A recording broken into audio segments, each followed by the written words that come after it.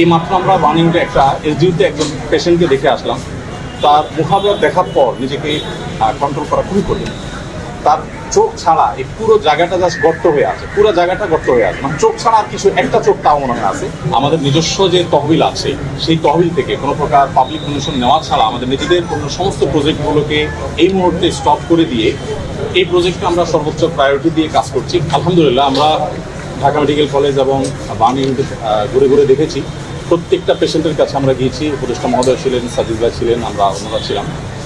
যেটা আপনারা একটু আগে শুনেছেন যে আসন্না ফাউন্ডেশন চ্যারিটেবল অর্গানাইজেশন, আমরা আমাদের নিজস্ব যে তহবিল আছে সেই তহবিল থেকে কোনো প্রকার পাবলিক ডোনেশন নেওয়া ছাড়া আমাদের নিজেদের কোনো সমস্ত প্রজেক্টগুলোকে এই মুহূর্তে স্টপ করে দিয়ে এই প্রজেক্টে আমরা সর্বোচ্চ প্রায়োরিটি দিয়ে কাজ করছি। কারণ হসপিটালগুলোতে যে দৃশ্য, এই দৃশ্যগুলো যদি কেউ নিজের চোখে না দেখে সে আসলে কোনোভাবে অনুমান করতে পারবে না যে ভয়াবহতা কোন পর্যায়ে পৌঁছেছে।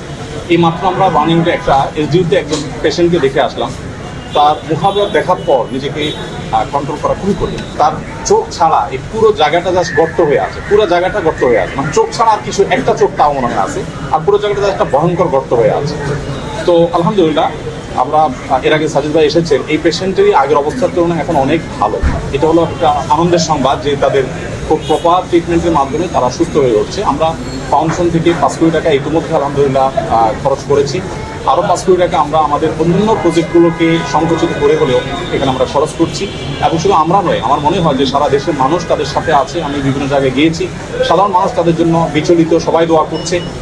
আমরা আশা করবো যে তারা খুব দ্রুততার সাথে সুস্থ হয়ে উঠবেন এবং ইনশাআল্লাহ তারা স্বাভাবিক জীবনে ফিরে আসবেন এবং শেষ পর্যন্ত তাদের পাশে সারা দেশের সর্বস্তরের মানুষ, বিশেষ করে আলেম সমাজ, মসজিদ মাদ্রাসা থেকে তারা অনবরত তাদের জন্য দোয়া করে চলছে।